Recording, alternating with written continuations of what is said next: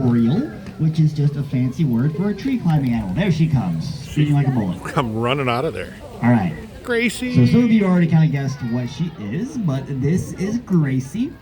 Gracie is a Brazilian or a prehensile-tailed tree porcupine. Prehensile-tailed because if you look at her tail, notice how it's kind of wrapped around the branch right there. If any of you folks have been over to where our squirrel monkeys are, you might notice they also kind of have some prehensile tails. They can like wrap their tails around their body. They don't quite hang by their tails, but Gracie, her tail is kind of like a fifth limb, so it's really strong. So she could actually, if she really wanted to, she could actually hang down from a branch. But being a rainforest animal who typically lives way up high in the forest canopy, where she feels most safe, having that prehensile tail is really helpful because, again, she can kind of hold herself down. Even when she's just walking along these branches, she's going to hold that tail out behind her to kind of give her some balance.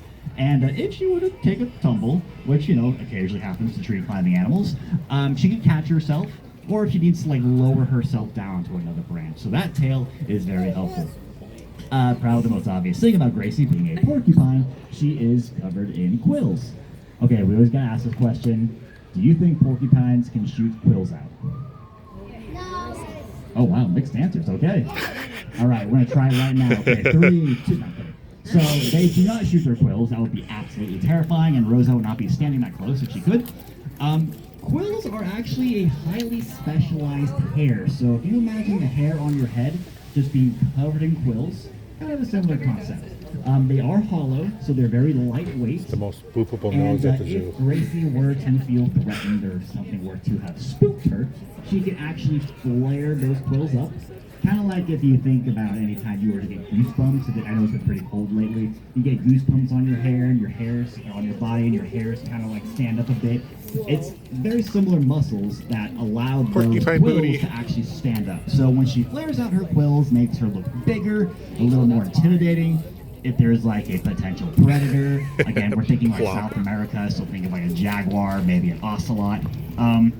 She's going to be showing off those quills like, hey, are you sure you want to tangle right now? You're probably going to regret it. Now, also notice the coloration of her quills, that very striking black and white coloration. Maybe think of like a checkered flag that you see at a racetrack. It really stands out. Now, if you're trying to hide from a predator, it may seem a little counterintuitive, but that's actually a very specific fancy term called aposematic coloration. If you think of poison dart frogs, for example, they're very colorful, and that's to actually warn any potential predators, like, hey, I'm highly poisonous, you don't want to eat me. Now, thankfully, Gracie is not poisonous, but those quills, the coloration kind of stands out to say, kind of like a warning, like, hey, I don't think you really want to get anywhere near me because you're going to regret it. Now, being a rainforest animal, she shares her habitat with a lot of other critters. So down in South America, you got spider monkeys, you got you got a whole bunch of different types of monkeys, you got birds of prey, you got toucans, you got parrots. Now, a lot of those animals are usually diurnal, so they're awake during the daytime. Gracie here is actually a nocturnal animal, which is just a fancy word for any animal that is awake during nighttime. Now, Gracie is an ambassador animal, so she is awake during the daytime for presentations such as these, but once she goes back home, she's probably going to fall right back asleep. Now, Gracie, being a wildlife ambassador, she is also part of the species survival plan for prehensile-tailed porcupines, or the SSP. Some of you folks may already be familiar with it or may have heard of it already. SSP, Species Survival Plan. There is a species survival plan for pretty much every animal here at the zoo. What that is, it's like an organization of people who are in charge of deciding which animals go where, who gets to pair up with who, and Gracie actually has a boyfriend, and his name is Picante. And Gracie and Picante actually already had a baby, and his name is Piquito, which is Spanish for little spine, because it's really adorable. And Piquito is actually becoming a future wildlife ambassador. He's actually over at Africa Rocks Encounters, where he will also be a wildlife ambassador, just like his parents. Now, what's kind of cute about baby porcupines, which, by the way, a baby porcupine is called a porcupet, super adorable, they are actually born with quills, but the quills are soft. Thank goodness.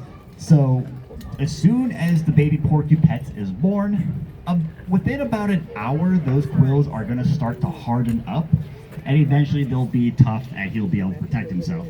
But when they're first born, Paquito is actually this cute little red fluff ball, super adorable.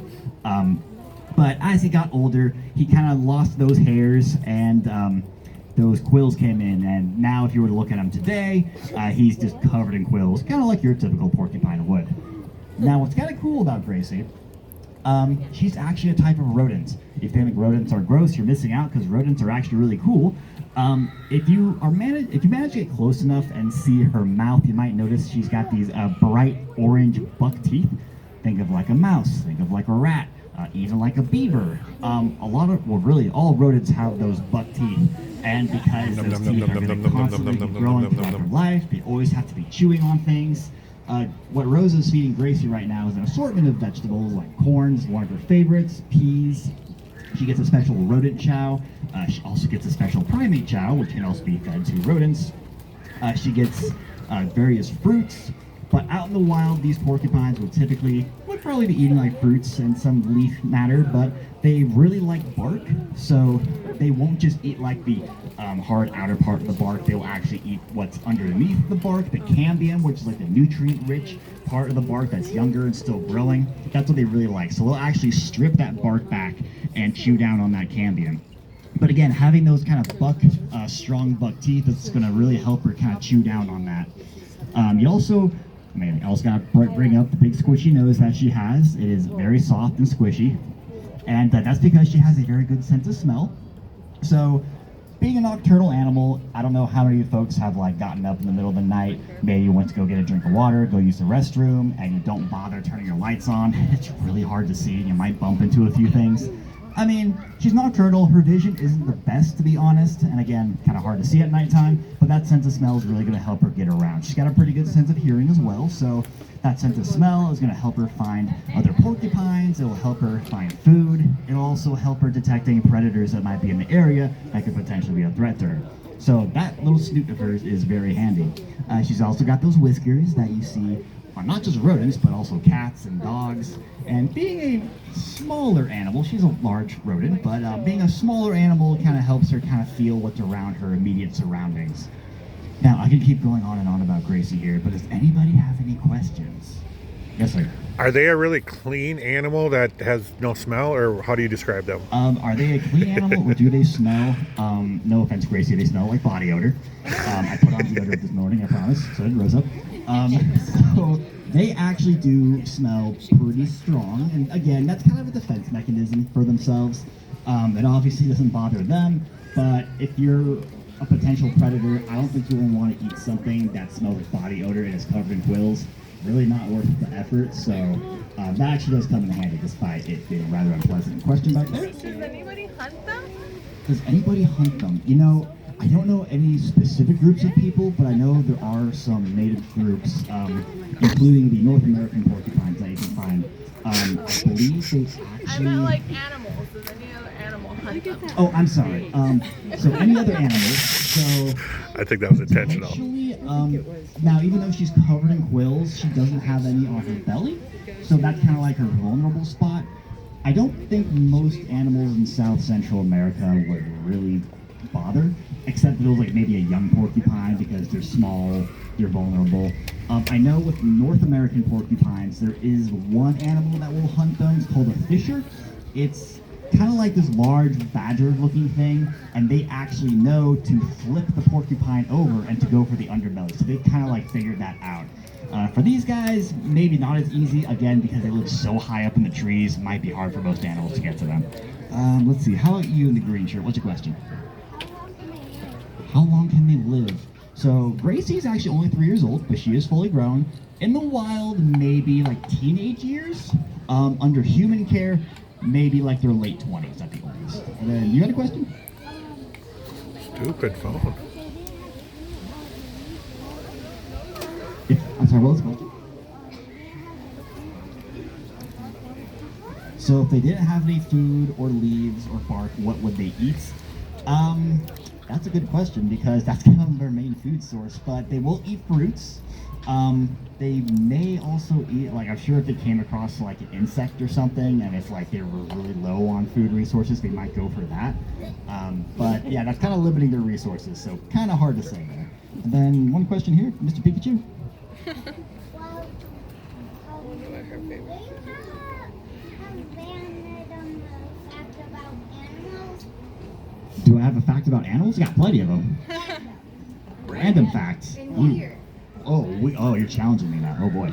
I don't know, Rosa. What's the weirdest porcupine fact you can think of?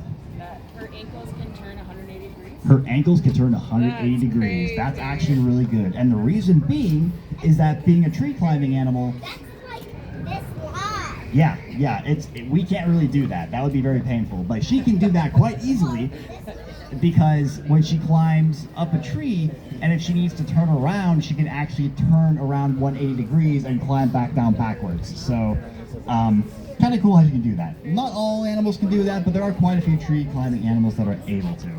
And it looks like we're going to take her back to her crates. Are we going to bring her out one more time, Rosa, do you think?